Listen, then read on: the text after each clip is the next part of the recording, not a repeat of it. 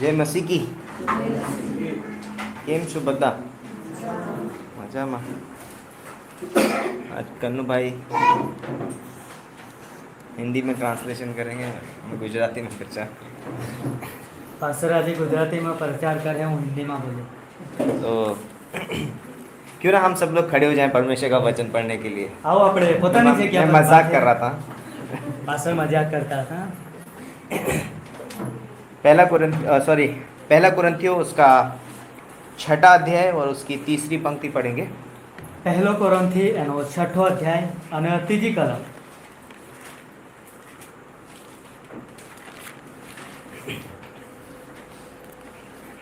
Even 2 पंक्ति से भी पढ़ सकते हैं। બીજી કલમ પરથી આપણે વાંચી શકીએ છીએ.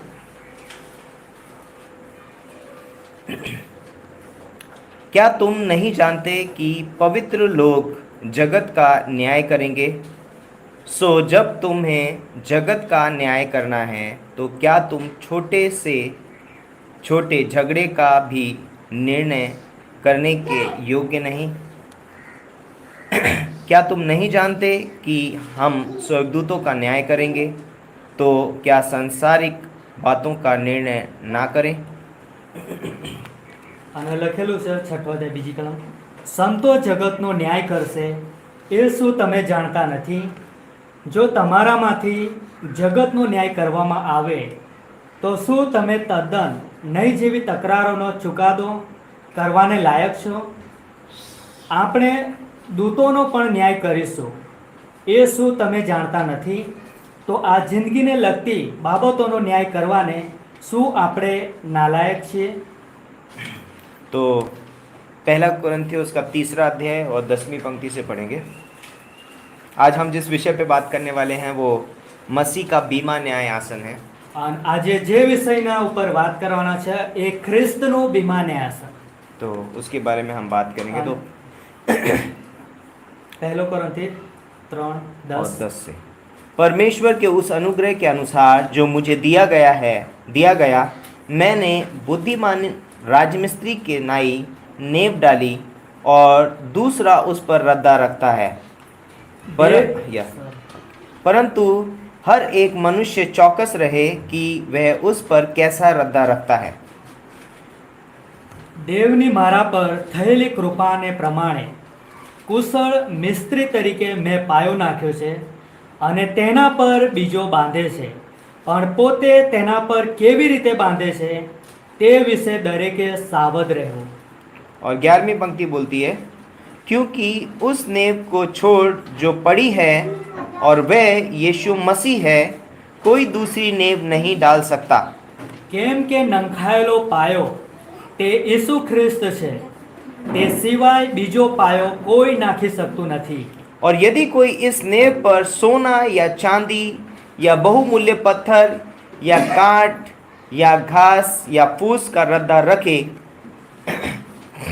પણ જો આ પાયા પર કોઈ સોનું, રૂપું, બહુમૂલ્ય પાષણ, કાષ્ઠ, ઘાસ કે ખોપરા બાંધે तो हर एक का काम प्रकट हो जाएगा, क्योंकि वह दिन उसे बताएगा, इसलिए कि आग के साथ प्रकट होगा और वह आग हर एक का काम परखेगी कि कैसा है।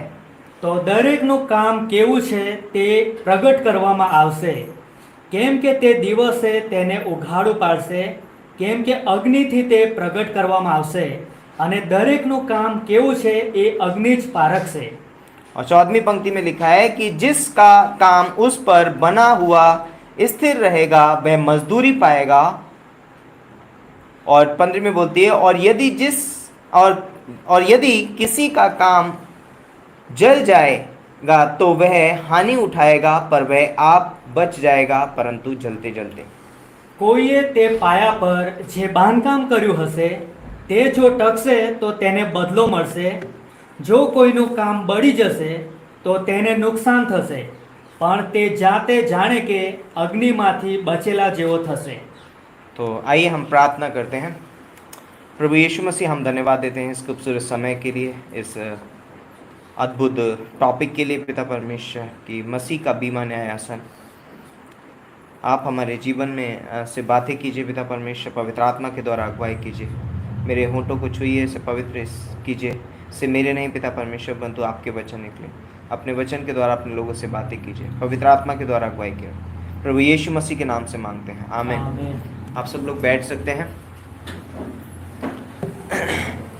तो जब भी हम स्वर्ग या नरक की बात करते हैं તો જ્યારે આપણે સ્વર્ગ અને નરકની વાતો કરીએ છીએ तो हम हमेशा एक चित्र हमारे माइंड में आता है। તો આપણા મનની અંદર હંમેશા એક એવું ચિત્ર આવી જાય છે और कई बार आप लोगों ने कई बार ऐसा वीडियो में भी देखा होगा, कोई फेसबुक पे, यूट्यूब में। અને કેટલીક વખત તમે કદાચ કોઈ વિડીયોમાં ફેસબુક પર યુટ્યુબ પર કદાચ તમે આ રીતનું જોયું પણ હશે तो वहां पर दिखाई देता है कि एक बड़ा सा सिंहासन અને है ત્યાં દેખાડવામાં આવશે કે બહુ મોટું એક સિંહાસન છે और वहां एक लंबी भीड़ लगी हुई है, અને कतार लगी ત્યાં हुई है, એક કે છે લાંબી ભીડ કે છે લાઈનમાં लागेली है છે ना, लाइन लगी हुई है। और हम देख रहे हैं कि एक व्यक्ति आता है वहां पर। અને કે છે બહુ મોટી લાઈન છે અને ત્યાં કે છે એક વ્યક્તિ આવે છે जैसे जैसे एक व्यक्ति आगे बढ़ता रहता है અને જેમ જેમ એક વ્યક્તિ આગળ વધતો રહે છે तो स्वर्गदूत उसको उठाते हैं, તો સ્વર્ગદૂત એને ઉચકી લે है છે ना, और उसको परखते हैं અને એનો પારખવામાં આવે और છે उसके काम परखे जाते हैं, અને એના કામોનો પણ પારખવામાં है આવે ना। છે कई बार देखा होगा टीवी में, अरे देखो तुमने ये किया था इसलिए तुम ऐसे हो।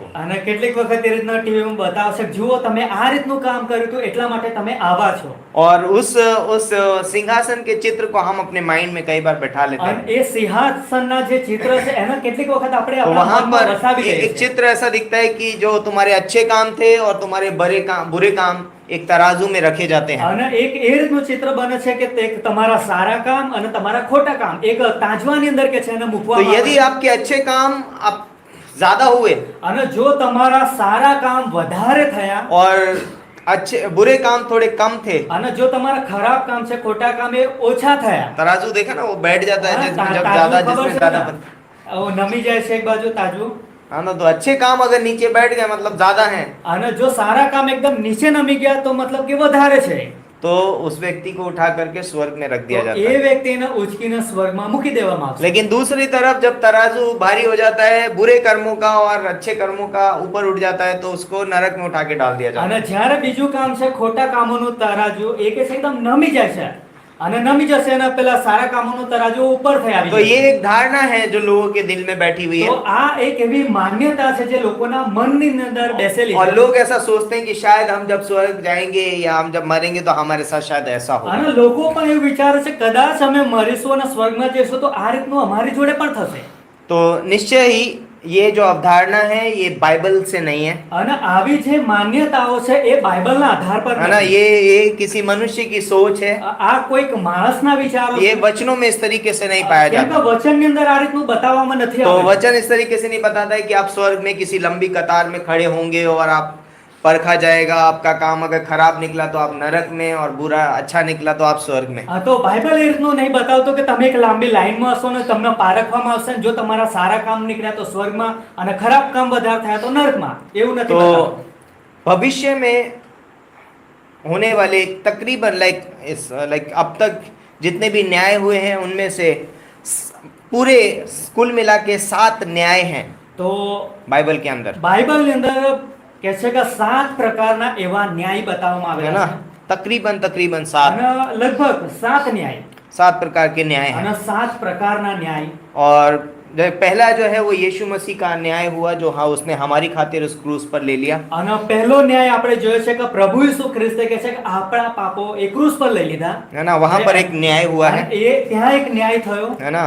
बहुत सारी पंक्तियां, मैं बाद में आपको इसका અને चार्ट दे सकता એના हूँ, વિશે घणी कलमो છે જે તમને પછી આપી શકીશું है ना। रायरी बाइबल में भी आपको मिलेगा ये चार्ट है यहाँ पर। રાયરી બાઇબલમાં પણ એના વિશે जानकारी મળશે તમને. दूसरा यहाँ पर बोलता है कि विश्वासी स्वयं के द्वारा अपना खुद का न्याय लेके आता है अपने ऊपर। અને બીજી બાબત એ છે કે વિશ્વાસી પોતે પોતાના દ્વારા કે છે કે પોતાની ઉપર એ ન્યાય લઈ આવે છે कैसे?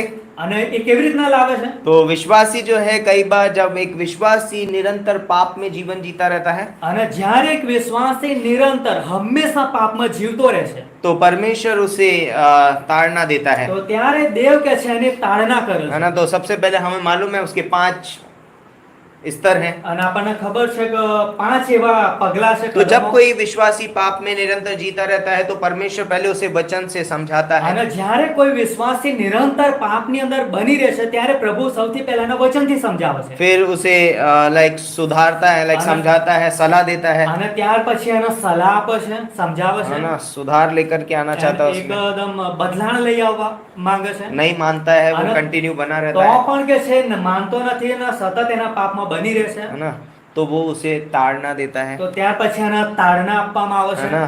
तो जब वो फिर नहीं मानता है અને ત્યાર પછી પણ એ નહીં માનતો, तो फिर कई बार वो परमेश्वर प्रभु कोड़े लगाता है અને उसको, ત્યાર પછી પ્રભુ એના કોરડા લગાવે है છે। ना। क्या हो सकता है, किसी प्रकार की बीमारी हो या फाइनेंशियली प्रॉब्लम हो, बहुत कुछ हो सकता અને है એમાં કદાચ એવું હોઈ શકે કોઈ ભારે બીમારી લાગી શકે છે, કદાચ આર્થિક પૈસાની है તંગી પણ હોઈ ना, हो શકે सकता है છે, कुछ लाइक बहुत कुछ हो सकता है। અને ઘણું બધું બની શકે છે આની। लेकिन ऐसा मत देखिए, अगर कोई बीमार है तो आप उसको इस नजर से मत देखिए कि तो अरे ये- शायद इसे पाप में जी रहा होगा, એ રીતનું ના વિચારતા કોઈ બીમાર હોય તો કદાચ એ પાપમાં જીવતો क्योंकि હશે, सारी बीमारियां पाप की वजह કેમ से કે भी नहीं होती है। બધી બીમારીઓ પાપના લીધે જ क्योंकि નહીં આવતી। अय्यूब भी एक अच्छा उदाहरण है અયુબ પણ એક સરસ એવું है ઉદાહરણ ना। છે। तो कई बार जो बीमारियां होती हैं वो परमेश्वर की महिमा के लिए होती અને हैं। કેટલીક વખત બીમારીઓ પણ દેવની મહિમાના માટે तो હોય बाइबल છે। बताती है તો બાઇબલ એવું बताવે यीशु છે मसीह के समय पर भी પ્રભુ ઈસુ ખ્રિસ્તના સમયમાં, कि वो जब एक अंधे व्यक्ति को, जो जन्म से अंधा था, અને એક એના સમયમાં એક જન્મથી આંધળો વ્યક્તિ तो હતો। वहां पर वो आता है तो वो चेले पूछने लगते हैं कि क्या इसके माता पिता के पाप की वजह से या इसके पाप की તો वजह से શિષ્ય પૂછવા લાગ્યા કે આ આંધળા વ્યક્તિ એણે પાપ કર્યું છે એના લીધે આંધળો છે,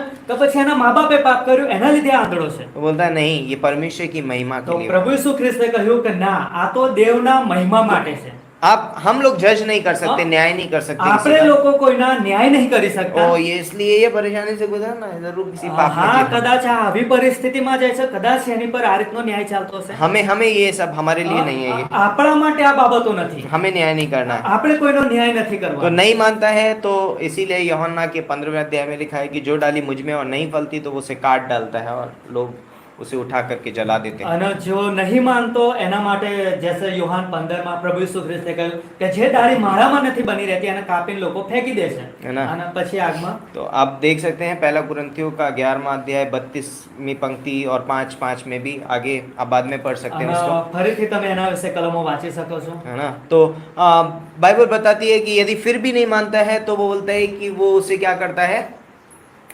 ऊपर उठा लेता અને है, બાઇબલ शारीरिक બતાવે मृत्यु। છે કે ફરી પણ એ નહીં માનતો અને પાપ કર્યા જ કરે છે તો એને એક શારીરિક મૃત્યુ આપવામાં આવે છે। है ना। और ताकि क्यों, परमेश्वर का ये भी अनुग्रह है ताकि वो और पाप में जीवन અને न આ પણ व्यतीत કે છે देवની કૃપा છે કે એ વધારે પાપમાં ન જીવે। करे। और भी बहुत सारे न्याय हैं। અને બીજા પણ ઘણા એવા विश्वासी ન્યાયો के છે। कार्यों का न्याय जो हमने अभी पहला कुरिन्थियों का 3:10 में पढ़ा, જેમ આપણે વાંચ્યું પહેલો કોરિન્થી 3:10 માં, ત્યાં વિશ્વાસીઓના ન્યાય વિશે છે। है ना। ये विश्वासियों के कर्मों का न्याय है, આ વિશ્વાસીઓના કર્મો વિશેનો ન્યાય છે। है ना। जो भी हम कार्य करते हैं उनका न्याय होने અને वाला જે है। કઈ આપણે कार्य કરે છે એનો ન્યાય વિશે છે। हाँ, तो क्लेश के में बचे हुए अन्य जातियों का न्याय होगा, અને જે લોકો મહાક્લેશમાંથી બચશે એ લોકો અન્ય જાતિઓનો પણ ન્યાય થશે। और क्लेश में बचे हुए यहूदियों का न्याय होगा। અને જે મહાક્લેશમાં બચેલા યહૂદીઓનો પણ न्याय થશે। पतित स्वर्गदूत जो गिराए गए हुए स्वर्गदूत है उनका भी न्याय અને होगा। જે સ્વર્ગદૂતોએ પાપ કર્યું ને એ પડી ગયા એમનો પણ ન્યાય થવાનો છે। उद्धार ना पाए हुए उन का न्याय होगा। અને જે લોકો તારણ પામ્યા નથી એ લોકોનો પણ ન્યાય થવાનો છે। शुरू से लेके अब तक, આ શરૂઆતથી લઈને અત્યાર तो સુધી ये 7 प्रकार के न्याय हैं। તો આ 7 પ્રકારના એવા ન્યાય હતા। लेकिन आज हम इनमें से 2 जो बहुत अद्भुत हैं, પરંતુ આજે આપણે એના વિશે જોઈશું અને એમાંથી 2 જે ન્યાય છે જે બહુ અદ્ભુત છે। आने वाले 2 न्याय हैं जिनके बारे में, उनमें से एक के बारे में हम आज बात करेंगे। અને 19:1 માં એના વિશે વાત કરીશું આપણે। आने वाले 2 न्यायों में से एक के बारे में बात करेंगे। આવનાર ન્યાયોમાં વિશેમાં એ આપણે એના વિશે એક तो पहला है चर्च काल के विश्वासियों के बीमा न्यायासन, તો પહેલો એ છે કે મંડળીના સમયના વિશ્વાસીઓનો ન્યાયાસન। और दूसरा है सभी काल के अविश्वासियों का श्वेत सिंहासन पर न्याय। અને બધા લોકો જે અવિશ્વાસીઓ છે એ લોકોનો શ્વેત સિંહાસન પરનું ન્યાય। तो बीमा न्यायासन जो है वो कलीसिया के स्वर्गारोहण के बाद होगा। તો જે બીમા ન્યાયાસન છે એ મંડળીને જ્યારે ઉઠાઈ લેવામાં આવશે ત્યાર પછી થશે। तो जब तक एक विश्वासी यहाँ पर है, इस धरती पे है, તો જ્યાં સુધી એક વિશ્વાસી આ ધરતી પર છે, तो परमेश्वर ने उसे कुछ जिम्मेदारियां सौंपी આ है, તો દેવે એને કેટલીક એવી જવાબદારીઓ સોંપેલી છે, काम सौंपे આ हैं, કંઈક કામ बहुत સોંપેલા कुछ છે है, અને ઘણી બધી एक બાબતો गवाही है। આ ગવાહીઓ પણ तो છે। उसके बारे में हम बात करेंगे बाद में। તો એના વિશે આપણે પાછળથી વાત કરીશું। लेकिन कई बार आपने इस तरीके से सोचने की कोशिश की है અને કેટલીક વખત તમે આ રીતના વિચારવાનો પ્રયત્न કરેલો છે कि जब हम विश्वासी बनते हैं तो परमेश्वर हमें उसी समय स्वर्ग में क्यों नहीं ले તો लेता? જ્યારે આપણે વિશ્વાસી બની છે તો દેવ આપણને એ જ સમયે સ્વર્ગમાં કેમ નહીં લઈ લેતા? क्यों नहीं लेता परमेश्वर उसी શા समय? માટે આપણને સ્વર્ગમાં નહીં લઈ लेता એ સમયે? है ना, अच्छी बात है ना, हम स्वर्ग में नहीं आना, वहाँ कोई तकलीफ नहीं આ તો होगी। સારી બાબત છે ને, સરસ સ્વર્ગમાં રહીશું આરામથી શાંતિથી, કોઈ તકલીફ નહીં।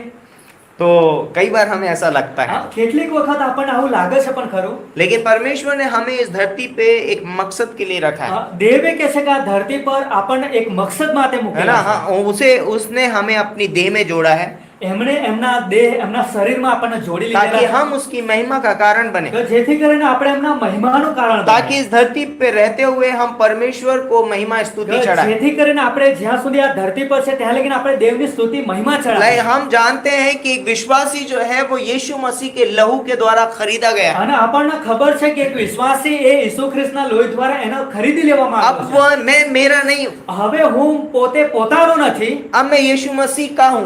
હું તો ઈસુ ખ્રિસ્તનો अब છું। मैं अपनी मर्जी पूरी करने के लिए नहीं हूँ इस અને धरती હવે હું આ ધરતી પર મારી પોતાની મરજી पे। अब પૂરી मैं કરવા प्रभु માટે यीशु નથી। मसीह की मर्जी पूरी करने હવે की। હું તો પ્રભુ ઈસુ ખ્રિસ્તની મરજી પૂરી કરવા अब मैं માટે अपनी છું। योजनाओं के लिए नहीं जीऊंगा, હવે હું મારી પોતાની યોજના માટે मैं નહીં प्रभु જીવું। यीशु मसीह की योजना में हूँ, હું તો હવે પ્રભુ ઈસુ ખ્રિસ્તની યોજનામાં છું, हर एक चीज में। આ દરેક બાબતની तो અંદર। हमें ये मुझे ये सोचने की जरूरत है। हमने एक बार संदेश भी किया था कि हम हमारे नहीं हैं। અને એક વખત સંદેશો પણ પ્રચાર કરવામાં આવેલો કે આપણે પોતાના નથી, તો યીશુ- એના વિશે આપણે વિચાર પણ કરવાનો છે। यीशु मसीह ने हमें खरीद लिया है, પ્રભુ ઈસુ ખ્રિસ્તે આપણને ખરીદી લીધેલા છે। उसने दाम देकर हमें मोल लिया है, એમણે કિંમત આપીને આપણને ખરીદી લીધેલા છે। लेकिन वो हम पे जोर जबरदस्ती नहीं करता। પરંતુ એ આપણી પર જબરજસ્તી પણ है નહીં ना? तो કરતા। पुराने समय में जब गुलाम बेचे जाते थे અને જૂના કરારમાં આપણે જોઈએ તો જ્યારે ગુલામોને વેચવામાં આવતા હતા तो लोग उन्हें खरीद करके लेके आते थे તો લોકો એને वेचाता લઈને આવતા હતા। और वो उसके घर पे 7 साल तक काम અને करेंगे। એને કહે છે કે પોતાના ઘરે 7 વર્ષ સુધી કામ फिर કરવા માટે उसके રાખતા। अधिकार था कि वो छूट सकता है वहां से। અને और कई बार ऐसा मालिक उसको कई बार फ्री कर सकता है, અને કેટલીક વખત માલિક એને સ્વતંત્ર પણ કરી શકતો હતો, छोड़ सकता है એને उसको। છોડી શકતા હતા। लेकिन कई बार वो गुलाम वहां से नहीं जाना चाहता है પરંતુ એ ગુલામ ક્યારેક ત્યાંથી જવા નતો માંગતો और वो अपनी मर्जी से कहता है कि मैं तुम्हारी सेवा करना અને चाहता हूँ। પોતાની રાજી ખુશીથી કહેતો હતો કે હું તમારી સેવા કરવા માંગુ तो છું। वो चौखट के पीछे जाकर के अपना कान छिदाता અને है ત્યારે કે છે ચોખટની પાછળ જઈને એનો કાન છેદવામાં આવે છે। कि वो क्या करता है कि वो अपना कान छिदाता है और कहता है कि मैं हमेशा आपकी सेवा અને करूंगा। ત્યાં એનો કાન કે છે વિંધવામાં આવે છે અને ત્યાં એ રીતનું કે છે કે હું તમારી સેવા કરીશ। तो ये उसकी स्व इच्छा होती है અને આ એની સ્વેચ્છા છે, રાજી ખુશીથી। है ना, कि बोलता है कि जब वो उसका मालिक आएगा वो उसके लिए खड़ा है, तैयार है।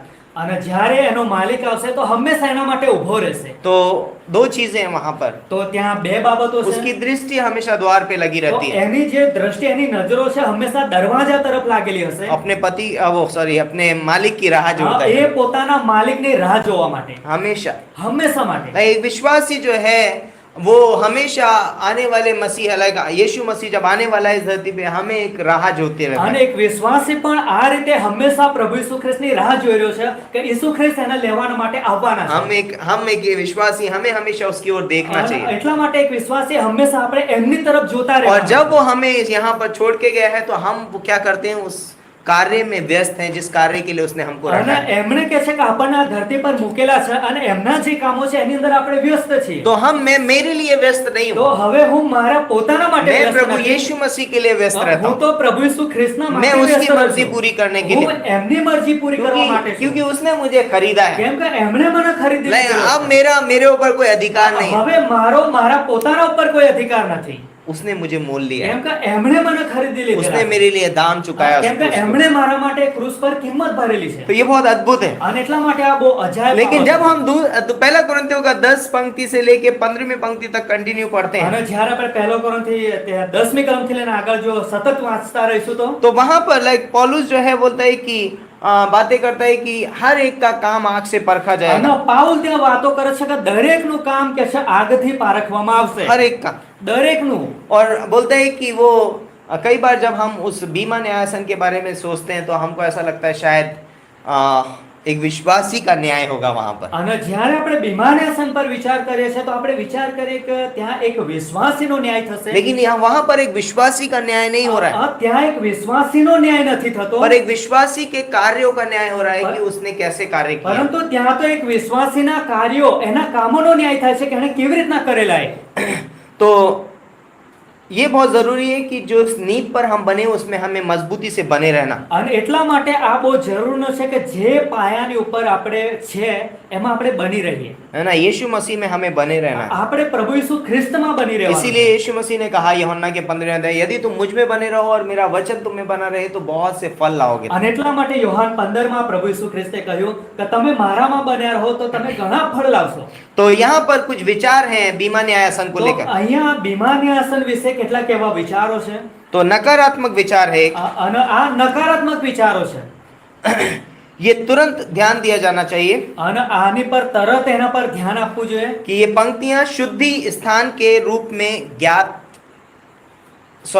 शुद्धि स्थान के रूप में ज्ञात झूठे सिद्धांत को नहीं सिखाती है। અને આ કલમો કહે છે કે એવા જૂઠા સિદ્ધાંતો વિશે એ શીખવતી નથી, क्योंकि ये विश्वासियों के कार्यों का न्याय है, ना कि विश्वासी स्वयं वहां पर आग में કેમ है। કે ત્યાં એક વિશ્વાસીના કાર્યોનો ન્યાય છે એના કામોનો, વિશ્વાસીનો स्वयं પોતાનો નહીં। है ना, तो हमारे कार्य वहां पर है, हम वहां पर नहीं તો है। ત્યાં આપણા કામો હશે, આપણા કાર્યો હશે, ત્યાં આપણે પોતે નહીં હોઈએ। सकारात्मक विचार, અને જે સકારાત્મક વિચાર છે तो इन पदों से ये स्पष्ट होता है कि परमेश्वर विश्वासियों के कार्यों को निम्नलिखित 6 क्षेत्रों में वर्गीकृत करते हैं। તો આ કલમોનો મતલબ એવો થાય છે કે વિશ્વાસીઓના કાર્યોનો ત્યાં જે ન્યાય થશે એના વિશે। तो हम ये ना देखें कि विश्वासी आग में है या नहीं, इससे अच्छा है कि हम उन 6 कार्यों को 2 भागों में डिवाइड करके देख તો सकते हैं। આપણે એ બાબતો ના વિચારે કે એક વિશ્વાસી આગમાં હશે કે પછી નહીં હોય, પરંતુ એના કાર્ય છે એને આપણે બે ભાગોમાં तो વહેંચીશું। यहाँ पर कार्य है सोना, चांदी, बहुमूल्य पत्थर અને ત્યાં એવા કાર્ય છે સોના, ચાંદી અને બહુમૂલ્ય પથ્થર, और घास फूस और लकड़ी। અને કે છે ઘાસ, ફૂસ અને લાકડી। तो वहाँ सोना या चांदी को गठित करना कि कौन सा सोना है कौन सा चांदी है, इससे अच्छा तो ये देखना जरूरी है कि 3 चीजें जो हैं वो अविनाशी हैं और 3 चीजें जो है जिनका विनाश होगा। તો આપણે 3 બાબતો વિશે જોઈશું કે 3 બાબતો એ અવિનાશી છે અને 3 બાબતો એ અવિનાશી છે। तो आग में अगर आप सोना, चांदी और बहुमूल्य पत्थर डालोगे ये कभी जलेंगे नहीं, અને જો તમે આગની અંદર સોનું, ચાંદી અને બહુમૂલ્ય પથ્થર નાખશો તો એ ક્યારેય ઓગળી નહીં જાય। है ना, ये कैसे हैं? अविनाशी हैं। એ અવિનાશી છે, હંમેશા लेकिन રહેનારા। 3 चीजें अगर आप आग में डालोगे, सोना तो वो सॉरी घास फूस और लकड़ी, અને જો તમે બીજી 3 બાબતો છે જે ઘાસ, કાસ્ટ અને ખોપરા, तो ये हमेशा क्या हो जाएगी? जल जाएगी। અને એ હંમેશા બળીને રાખ થઈ જશે।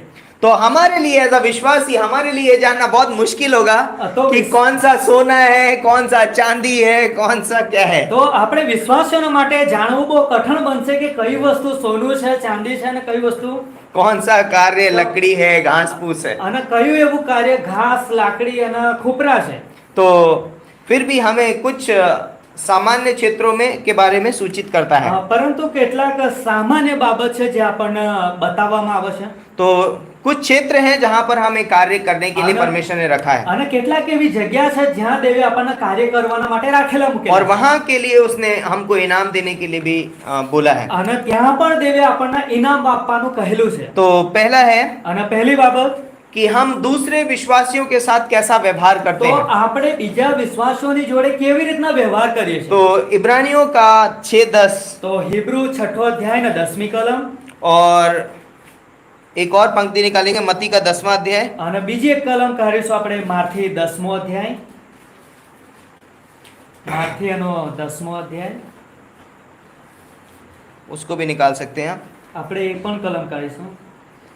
तो ये दो पंक्तियां पढ़ेंगे, इब्रानियों का 6ठा अध्याय और उसकी 10वीं पंक्ति। હિબ્રુ 6 અને 10મી કલમ। जिसको मिलता है फटाक से पढ़ सकते हैं।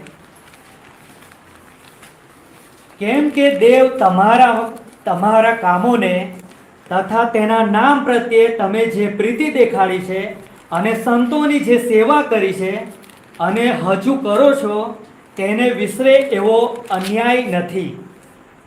है ना, क्या बोलता है यहाँ पर અને ત્યાં શું 6ठा अध्याय લખવામાં આવ્યું? 10वीं पंक्ति में, क्योंकि परमेश्वर अन्यायी नहीं कि तुम्हारे काम और उस प्रेम को भूल जाए जो तुमने उसके नाम के लिए इस रीति से दिखाया कि पवित्र लोगों की सेवा की और कर भी रहे हो। तो यहाँ पर परमेश्वर चाहता है कि एक विश्वासी जो है वो एक उसका जीवन जो हो वो सेवा भाव का जीवन हो। અને અહીંયા કહે છે કે દેવ એવી ઈચ્છા રાખે છે કે એક વિશ્વાસીનું જીવન એ સેવા ભાવનું है જીવન ना, છે। दूसरे विश्वासियों के साथ में जब हम बर्ताव करें तो हमारा बर्ताव ऐसा होना તો चाहिए, જ્યારે આપણે सेवा वाला। બીજા વિશ્વાસીઓને સાથે વ્યવહાર રાખીએ ત્યારે એમની સાથે આ રીતનો સેવાભાવી વ્યવહાર तो હોય। मती का 10:41 से 42 में, અને મારથી 10:41 અને 42।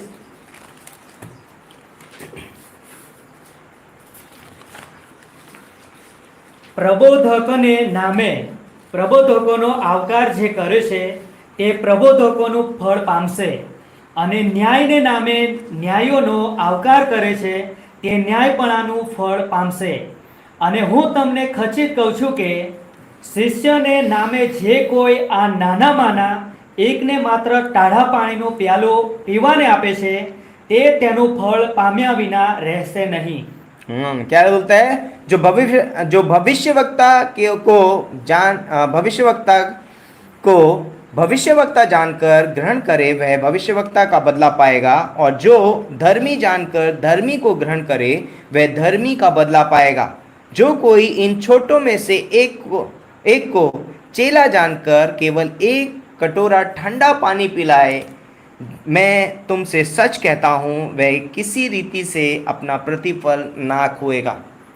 ये परमेश्वर वायदा कर रहे हैं यहाँ पर कि उसे मैं प्रतिफल दूंगा। અને અહીંયા દેવ કે છે करार કરી રહ્યા છે કે હું એને એક प्रतिफળ આપીશ। तो हमारे जीवन में लाइक परमेश्वर हमसे चाहता क्या है અને તો દેવ આપણા જીવનના વિશે શું ઈચ્છે છે कि हम एक दूसरे के साथ कैसा व्यवहार તો करते हैं। આપણે એકબીજાની સાથે કેવો વ્યવહાર કરીએ। एक ठंडा गिलास पानी भी देना, मतलब ये जानते हुए અને ठंडा पाણીનો એક પ્યાલો પણ આપવો એ જાણતાની સાથે कि ये कौन है કે આ કોણ છે। है ना। कई बार मैं दे सकता हूँ क्योंकि मैं कौन हूँ, અને કેટલીક વખત હું આપી શકું છું અને એ વિચારીને કે હું કોણ છું। बट यहाँ पर बोला गया जो भविष्यवक्ता को भविष्यवक्ता जानकर और धर्मी को धर्मी जानकर उसके साथ व्यवहार करता है। અને ત્યાં લખવામાં આવ્યું છે કે પ્રબોધકના પ્રબોધકની રીતે જાણીને અને ન્યાયના ન્યાય જાણીને और एक चेले को चेले के रूप में जानते અને हैं, એક શિષ્યના શિષ્યની રીતે જાણીને उसे एक ठंडा गिलास पानी दे। એના ठंडा पानीનો एक પ્યાલો विश्वासी આપો। को विश्वासी जानकर, એક વિશ્વાસીને એક अब વિશ્વાસી होता है ना कि જાણીને पवित्र लोगों की सेवा करते हो। અને કહેવામાં આવ્યું છે કે પવિત્ર લોકોની कलीसिया સેवा का કરો हर છો। एक विश्वासी पवित्र है परमेश्वर की नजर। મંડળીના દરેક વ્યક્તિ દેવના માટે પવિત્ર છે। तो हम जब एक दूसरे की सेवा करते हैं, અને એટલા માટે જ્યારે આપણે એકબીજાની સેવા કરીએ છીએ परमेश्वर एक दिन हमें रिवॉर्ड તો देने वाला દેવ આપણને એક દિવસ ઇનામ है। આપશે। मुझे नहीं पता वो सोना होगा, चांदी होगी कि અને बहुमूल्य મને पत्थर होगा। ખબર નથી કે સોનું હશે કે ચાંદી હશે કે प्रभु પછી जानता है, એ પ્રભુને ખબર उस છે। दिन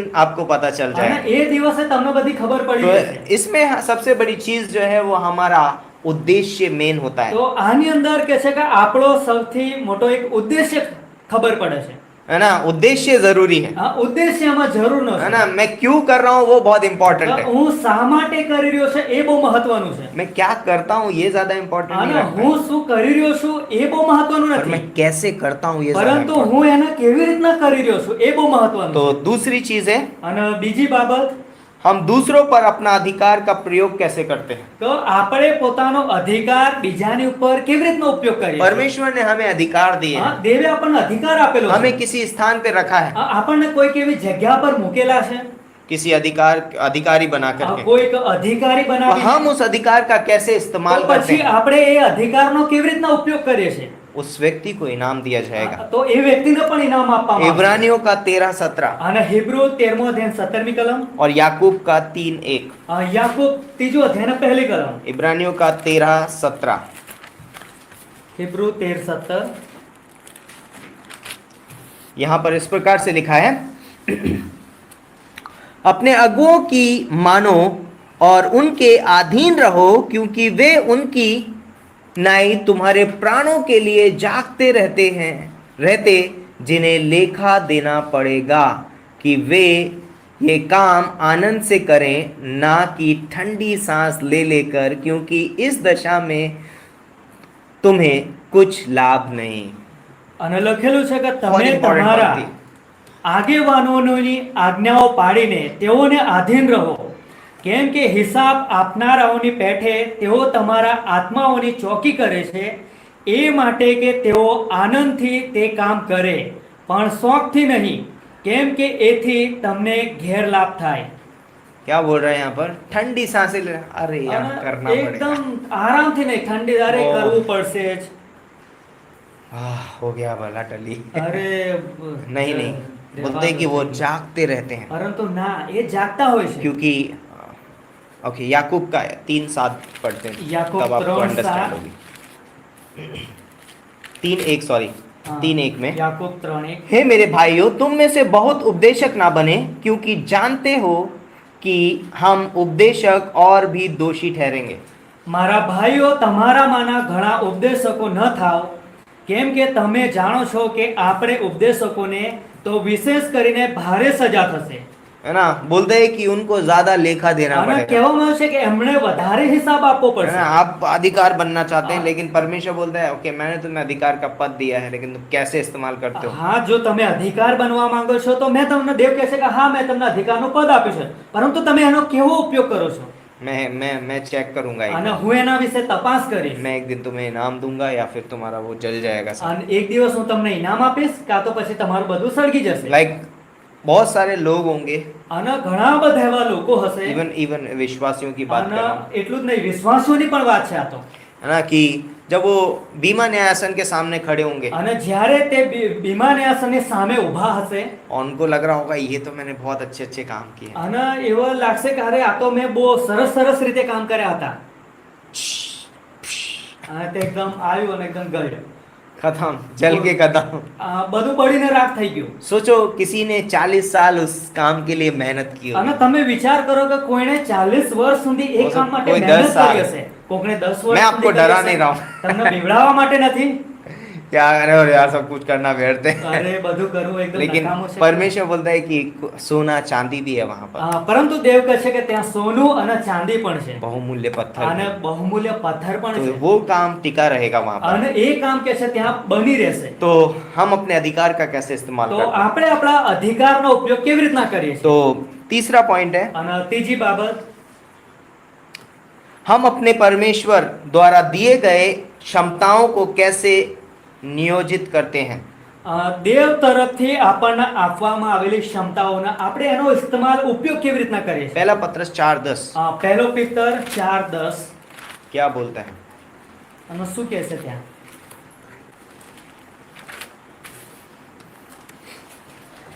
દરેકને ઓકે. જે કૃપાદાન મળ્યું છે તે એકબીજાની સેવા કરવામાં દેવની અનેક પ્રકારની કૃપાના સારા કારભારીઓ તરીકે વાપરવું.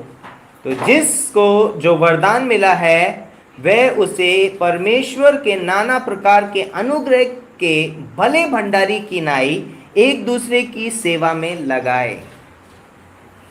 इंपॉर्टेंट पॉइंट है यहाँ पर। અહીંયા બહુ મહત્વની બાબત છે. हमारे जीवन में परमेश्वर ने हमें बहुत सारे वरदान दिए हैं, અને દેવે આપણા જીવનની અંદર ઘણા એવા વરદાનો આપેલા છે, लेकिन हम उसका इस्तेमाल नहीं करते हैं પરંતુ अगर। આપણે એનો ઉપયોગ नहीं करता. लेकिन यहाँ पर इस्तेमाल बहुत अच्छी चीज लिखी है, यहाँ पर इस्तेमाल जो है वो मेरे लिए नहीं करना है। અને અહીંયા લખવામાં આવેલું છે કે જે ઉપયોગ કરવાનો છે મારા પોતાના માટે નથી यहाँ लिखा કરવાનો. है कि वो उसका इस्तेमाल किसके लिए करना है? અને ત્યાં લખેલું છે કે એનો ઉપયોગ કોના માટે કરવો જોઈએ? एक दूसरे के लिए करना है, એક બીજાના માટે કરવો જોઈએ. एक दूसरे के लिए હા, करना है। એકબીજાના માટે કરવો आप જોઈએ. मेरे लिए करो, मैं आपके लिए હા, करूँ, તમે મારા માટે કરો, હું તમારા માટે है ઉપયોગ ना। કરીશ. तो जो भी हमें वरदान मिले हैं, जो अने- भी परमेश्वर ने दिया है, उसका इस्तेमाल भी हमें करना અને है। એટલા માટે દેવે આપણને જે વરદાનો આપ્યા છે આપણે એનો ઉપયોગ કરવાનો છે।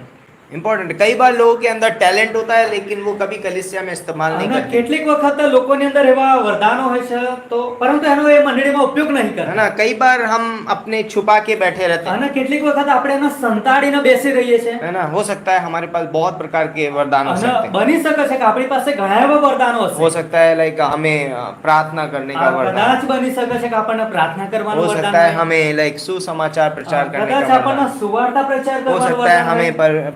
प्रभु की सेवा करने का वरदान, અને બની શકે છે કે આપણને પ્રભુની સેવા કરવાનો પણ વરદાન लेकिन હોય। मैं कभी उसे इस्तेमाल नहीं करता, પરંતુ હું એનો ક્યારે ઉપયોગ નહીં है ना। કરતો। तो लाइक हमें पता है कि हम अपने वरदान का कैसे इस्तेमाल करते તો हैं। આપણને ખબર છે કે આપણે આપણા વરદાનનો કેવી રીતનો ઉપયોગ કરીએ एक છીએ। विश्वासी को अपने वरदान का इस्तेमाल दो चीजों के लिए करना તો चाहिए। એક વિશ્વાસીએ એ વરદાનનો બે બાબતોના માટે ઉપયોગ કરવાનો છે। दूसरों की उन्नति के लिए બીજા લોકોની ઉન્નતિ કરવા માટે और परमेश्वर की महिमा के लिए, અને દેવની મહિમા માટે। है ना। हो सकता है आपको दान देने का वरदान, કદાચ બની શકે છે તમને દાન આપવાનું इसीलिए વરદાન बाइबल હોય। बोलती है उदारता से दो। અને એટલા માટે બાઇબલ કહે क्योंकि છે आप તમે दूसरों के ઉદારતાથી लिए कर આપો, रहे हो। કેમ કે એ બાબતો તમે બીજા લોકો માટે કરી प्रभु રહ્યા यीशु છો। मसीह के लोगों के लिए, પ્રભુના ताकि માટે કરી लोगों રહ્યા को છો। उद्धार में लाया जा તો सके, જેથી કરીને લોકો તારણમાં પામી है શકે। ना। बहुत सारी पंक्तियां यहाँ અને पर। એના વિશે ઘણી બધી કલમો પણ છે। तो लूका का 19:11 से 26, લૂક 19:11-26, मती का 25 માર્થી 25, 14 से 29। 14-29। तो यहाँ पर यीशु मसीह ने पूरी शिक्षाओं को शामिल किया है, અને ત્યાં પ્રભુ ઈસુ ખ્રિસ્તે બહુ સરસ એવી શિક્ષાઓ है આપેલી ना। છે। 10 मोहरों का सिद्धांत दिया है यीशु मसीह અને ने। 10 કે છે એવા મોહરોનો દ્રષ્ટાંત છે। लूका का 19:11 से 26 में, લૂક 19:11-26। और 8 तोड़ों का दृष्टांत दिया है, અને કે છે ત્યાં તો 8 તોડાના દ્રષ્ટાંત આપેલા है છે। ना। मती का 25:14 से 29 में, અને માર્થે 14-39 માં, है ना। 25:14 से 39 में, 25 થી લઈને 14 से, हाँ, 29। 29 में। तो यहाँ पर परमेश्वर ने 2 दृष्टांत दिए અને हैं, ત્યાં કે છે દેવે બે દ્રષ્ટાંત ઉદાહરણ है આપેલા ना। છે। हमें दिया गया है, लाइक वहां पर एक दास होता है ना, बोलता है कि वो उसे एक दिया जाता है लेकिन वो छुपा के रख અને लेता ત્યાં એક દાસ હોય છે કે એને એક આપવામાં આવે છે, એને પણ એ સંતાડી મૂકે છે। है ना। और दोष किस पे लगाता है बाद અને में? એ પછી આરોપ કોની પર મૂકે છે? परमेश्वर बोलता है कि तूने इस्तेमाल नहीं किया, होता था किसी को दे देता है ना, तो वो क्या ब्याज पे उठा देता है या कुछ करता है, वैसे અને करता કે છે એનો ઉપયોગ નહીં સલાહો કરતો, को दे કદાચ देता। કોઈકને આપવાને વ્યાજ પર મૂકે, કદાચ કંઈક સેવા થાય। लाइक कई बार हम अपने वरदान का इस्तेमाल नहीं करते हैं। અને કેટલીક વખત આપણે આપણા વરદાનોના ઉપયોગ નહીં કરતા बस टीच अदर्स, અને બીજાને શીખવવા માટે दूसरों को सिखा दो। બીજાને શીખવીએ। मैं नहीं कर पा रहा हूँ, હું કરી શકું એમ वो નથી, तो कर लेगा, પરંતુ એ તો કરી લેશે है ને। ना। हो सकता है ओके, मुझे गिटार बजाना आता है, कॉन्गो या पियानो बजाना आता है, और मैं ना बजाऊं, અને મને ગિટાર, કોંગો કે પિયાનો વગાડતા આવડે છે, પરંતુ જો હું ના कलीसिया में વગાડતો, नहीं बजाता, હું મંડળીમાં એને નહીં વગાડતો तो परमेश्वर बोलता है कि वो व्यक्ति जो है वो कलीसिया में जो भी करेगा उसको एक दिन इनाम मिलेगा। અને પ્રભુ કહે છે કે જે વ્યક્તિ એ પ્રમાણે મંડળીમાં કરશે તો એને એક વખત એને ઇનામ આપવામાં આવશે। है ना। परमेश्वर एक दिन हमको इनाम देने અને वाला है। દેવ કહે છે આપણને એક દિવસ ઇનામ આપશે। जो सोना चांदी बहुमूल्य पत्थर होगा उसका काम बना रहेगा, અને like જે ऐसे काम भी સોનું, होंगे। ચાંદી અને બહુમૂલ્ય પથ્થર હશે એનું કામ બની રહેશે, ટકી तो जब हम રહેશે। अपने वरदानों का इस्तेमाल करते हैं कलीसिया में, તો જ્યારે આપણે આપણા वरदानोનો ઉપયોગ કરીએ છીએ મંડળીમાં, परमेश्वर की महिमा के लिए हाँ, और देवना- कलीसिया की उन्नति के દેવના लिए, મહિમા માટે અને મંડળીની ઉન્નતિ માટે, तो हमारे कार्य सोना चांदी बहुमूल्य पत्थर તો बनते हैं, આપણા જે કામો છે એ સોના, ચાંદી અને બહુમૂલ્ય પથ્થર બની है જાય ना, છે। वो वरदान। એ વરદાન છે। तो अगला पॉइंट है, અને આગળની બાબત, हम अपने धन का इस्तेमाल कैसे करते તો हैं। આપણે આપણો ધનનો ઉપયોગ કેવી રીતનો કરીએ છીએ? बहुत इंपॉर्टेंट है। અને આ બહુ મહત્વનું છે। परमेश्वर ने हमें धन दिया है, દેવે આપણને ધન આપેલું છે, है ना। ये हमने अपनी सामर्थ्य से नहीं એ कमाया, આપણી પોતાની તાકાતમાં નથી है કમાયું ना। આપણે, ये प्रभु यीशु मसीह ने हमको એ दिया है। પ્રભુ ઈસુ ખ્રિસ્તે આપણને तो આપેલું हम છે। अपने धन का इस्तेमाल कैसे તો करते हैं वो बहुत આપણે इंपॉर्टेंट આપણો ધનનો ઉપયોગ કેવી રીતના કરીએ છીએ, બહુ મહત્વનું છે। है। पहला तिमोथी का 6:17 से 19 पढ़िए। પહેલો તિમોથી 6:17-19।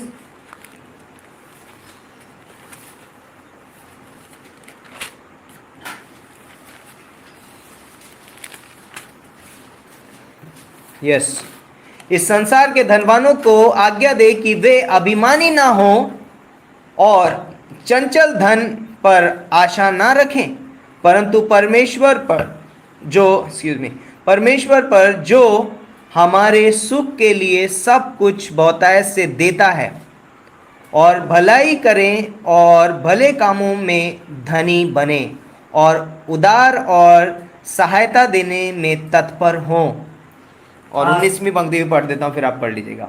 और आगे के लिए एक अच्छी नींव डाल रखें कि सत्य जीवन को वश में कर ले। આ સમયના ધનવાનોને તું આગ્રહપૂર્વક કહે કે તેઓ અહંકાર ન કરે અને દ્રવ્યની અસ્થિરતા પર નહીં, પણ જે દેવ આપણા ઉપભોગને સારું ઉદારતાથી સર્વ આપે છે તેના પર આશા રાખે છે, તેઓ ભલું કરે, ઉત્તમ કામોરૂપી સમૃદ્ધિ મેળવે અને ઉદાર તથા પરોપકારી થાય, ભવિષ્યને માટે પોતાને વાસ્તે સારા પાયારૂપી પૂંજીનો સંગ્રહ કરે, જેથી જે ખરેખરું જીવન છે તે જીવન તેઓ ધારણ કરે. अद्भुत है। અને આ બહુ અજાયબ છે. लाइक परमेश्वर ने हमें धन दिया है, ये हाँ। मैंने मेरी मेहनत से नहीं कमाया। દેવે આપણને ધન આપ્યું છે એ હું મારી પોતાની તાકાત सबसे દ્વારા पहली નથી चीज जो કમાયો. मुझे करनी होती है, અને સૌથી પહેલી બાબત જે મારે કરવાની છે, मुझे पहले अपने धन में परमेश्वर को प्रथम स्थान देना है। મારે મારા પોતાના ધનમાં પ્રથમ પહેલા इस- સ્થાન પ્રભુને આપવાનું. इसीलिए बाइबल बताती है कि हम अपने दशमांश प्रभु के भवन में दें। અને એટલા માટે બાઇબલ બતાવે છે કે આપણે આપણો 10મો ભાગ મંડળીમાં આપીએ. तो जब हम परमेश्वर के लिए अपना 10वां हिस्सा निकालते हैं, અને જ્યારે આપણે દેવના માટે 10મો ભાગ અલગ કાઢીએ છીએ, प्रभु का आत्मा उस पैसे को कंट्रोल ત્યારે करता પ્રભુનો જે આત્મા છે એ પૈસાના નિયંત્રણ કરવા है લાગે और છે. उस पैसे को शैतान नष्ट नहीं कर सकता, અને એ પૈસાનો કે છે શૈતાન એને બગાડી શકે એમ નથી, है ना, क्योंकि अब वो परमेश्वर के हाथों में है કેમ કે હવે એ પૈસા દેવના હાથમાં છે. और अब परमेश्वर उसको चलाएगा, અને હવે કે છે દેવ એને ચલાવશે. है ना। हमने अपने पैसे में परमेश्वर को आदर दिया, કેમ કે આપણે આપણા પૈસાની અંદર દેવના આદર है ना। આપ્યો ये છે. बहुत इंपॉर्टेंट है कि हम अपने पैसे का इस्तेमाल कैसे તો करते हैं। એટલા માટે બહુ મહત્વનું છે કે આપણે આપણા પૈસાનો કેવી રીતનો ઉપયોગ और કરીએ. मेरा पैसा मैं जैसे चाहूँ वैसे खर्च અરે करता આ તો મારો પૈસો છે, હું તો જેમ ફાવે એમ વાપરું. हूँ, है ना। गलत जगहों पे इस्तेमाल કદાચ करते हैं, ખોટા જગ્યાઓ પર પણ વાપરી गलत નાખે. बातों के लिए खर्च कर કદાચ देते કોઈ हैं, ખરાબ એવી है બાબતોના ना। ઉપયોગ बहुत કરી ज्यादा નાખે. फालतू खर्च कर देते हैं। કદાચ એવા ખર્ચાઓ જે ના કરવા જોઈએ એમાં ખર્ચી નાખે. परमेश्वर ने हमें धन दिया है, उसका सही से इस्तेमाल करना बहुत जरूरी है। દેવે આપણને ધન આપેલું છે, એના આપણે સારી રીતનો ઉપયોગ કરીએ એ બહુ જરૂરી છે. इसीलिए अपने घर में बजट बनाइए, અને એટલા માટે આપણે પોતાના ઘરમાં એક બજેટ બનાવીએ. चेक करिए कहीं फालतू खर्च तो नहीं कर रहा हूँ मैं, जो कि नहीं करना चाहिए मुझे, આપણે તપાસ કરીએ કે કંઈક ફાલતુ ખર્ચા તો નહીં થતા ને. है ना। मैं आपको कंजूस बनने के लिए नहीं बोल रहा, કંજૂસ બનવા માટે કોઈ નહીં કહી રહ્યા, बट फालतू जगहों पे पैसा खर्च करने પરંતુ के लिए मत। ગલત જગ્યા પર ફાલતુ ખર્ચા ન થઈ જાય એના માટે. कहीं ऐसा तो नहीं गलत स्थान में मेरा पैसा जा रहा है, કદાચ એવું તો નહીં કે કંઈક ખરાબ જગ્યાઓ પર મારો પૈસો જાય છે. तो ये मुझे बहुत ध्यान देना है। આના ઉપર મારે બહુ ધ્યાન और આપવાનું. भी बहुत सारी पंक्तियां हैं। અને એના વિશે ઘણી એવી કલમો दूसरी છે. कुरिन्थियों उसका 9वां अध्याय 6 से 7, બીજો કોરિન્થી 6ઠો અધ્યાય, 9वां अध्याय 6 से 7, બીજો કોરિન્થી 9મો અધ્યાય 6 થી 7. और पहला कुरिन्थियों उसका 16वां अध्याय दूसरी पंक्ति। ये आप बाद में पढ़ सकते हैं, मैं आपके लिए दे रहा हूँ, हमारे पास समय की कमी है। ओके, अगला पॉइंट है અને આગળની બાબત, यीशु के लिए कैसे दुख उठाते हैं। પ્રભુના માટે આપણે કેવી રીતના દુઃખ ઉઠાવીએ છીએ. नहीं, हम लोग बहुत आरामदायक जीवन जीना चाहते કેટલીક વખત આપણે બહુ આરામદાયક જીવન જીવવા हैं, हम માંગીએ दुख છીએ. उठाना नहीं चाहते। આપણે દુઃખ ઉઠાવવા નથી માંગતા. थोड़ा भी दुख उठाना पड़े तो आज नहीं, आज मैं कलिसिया भी नहीं અને जाऊंगा। જો થોડું પણ દુઃખ ઉઠાવણ થાય કે અરે આજે મારા મંડળીમાં નહીં જવું. Like, कई बार हमें दुख उठाना चाहिए। કેટલીક વખત આપણે દુઃખ પણ कलिसिया में ઉઠાવવું जाना જોઈએ. है, दुख उठा के जाएंगे। મંડળીમાં જવું છે તો દુઃખ ઉઠાવીને જઈએ. यीशु मसीह ने कहा जब गत्समनी के बगीचे में वो प्रार्थना कर रहे थे तो અને જ્યારે પ્રભુ ઈસુ ખ્રિસ્તે ગેથસેમનીના બગીચામાં પ્રાર્થના કરતા ત્યારે આપણે કીધું आत्मा तो तैयार है हाँ। परंतु शरीर दुर्बल है। આત્મા તૈયાર છે પરંતુ શરીર એ કમજોર છે, નિર્બળ. दुर्बल है, कोई बात એ नहीं है। નિર્બળ છે. કશો मैं વાંધો જાઉંગા. નહીં. હું જઈશ ત્યાં. मैं फिर भी क्रूस पे जाऊंगा। તો પણ હું ક્રૂસ પર જઈશ. Like, हमें अपने जीवन में मसीह के लिए दुख उठाना चाहिए। આપણે આપણા જીવનની અંદર આપણે ખ્રિસ્ત માટે દુઃખ ઉઠાવવાનું છે. प्रार्थना करने के लिए बहुत लंबे समय तक नहीं बैठा जाता है। પ્રાર્થના કરવા માટે લાંબા સમય સુધી મારાથી બેસાતું નથી. ये शरीर को दुख देना बहुत जरूरी है। આ શરીરના દુઃખ આપવું એ બહુ જરૂરી જરૂરી है। છે. જરૂરનું છે. अपने घुटनों पे जाइए, પોતાના ઘૂંટણોની ઉપર જાઓ. दर्द होगा चलेगा।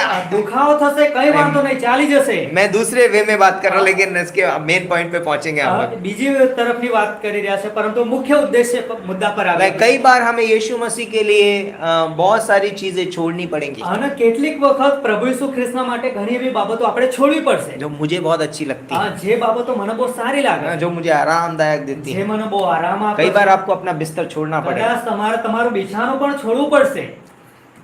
छोड़ना पड़ेगा। છોડવું પડશે. दुख है, દુઃખ છે ત્યાં. लेकिन आप परमेश्वर के लिए कैसे दुख उठाते हैं। પરંતુ તમે દેવના માટે કેવી રીતના દુઃખ ओके ઉઠાવી चलिए રહ્યા છો? मत्ती का 5:11 से 12 पढ़ते हैं। માર્કથી 5મો અધ્યાય 11 અને 12 કલમ। मेन पॉइंट पे पहुंचते हैं।